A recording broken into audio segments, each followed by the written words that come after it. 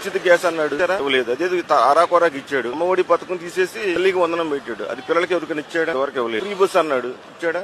లేదు కదా. అదేమిటి జగన్ మాత్రం విమర్శించడు. రోజు జగన్ దేవుళ్ళగా వాళ్ళు కొలుసుకుంటున్నారు. వాళ్ళ విలాసాలకి వినోదాలకి ఖర్చు పెట్టుకుంటున్నాడు. ఎవరి సొమ్ము? ప్రజల సొమ్మే కదా.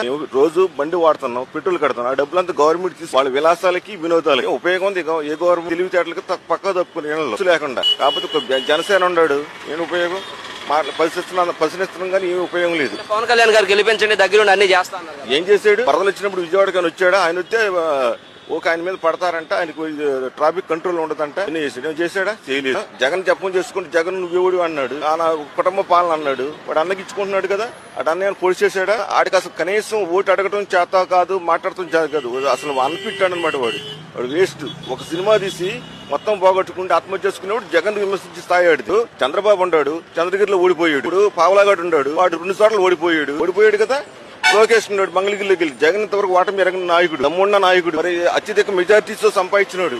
అలా సరిపోయిన సొంత పార్టీ పెట్టి దమ్ముగా గెలిచి వచ్చినాడు. ఆయన విమర్శించి ఉన్నాడు. అంత అనకూడదు. ఇప్పుడు నువ్వు వచ్చావు, నువ్వేం చేస్తావు? వచ్చావు. జగన్ చేశాడు గత 3 ఏళ్ళు నువ్వు చేస్తే 3 టర్మ్ సీఎం గా అప్పుడేం పీకావు? ఏం పీకలేదుగా. ఇప్పుడు ఇచ్చావు నువ్వు.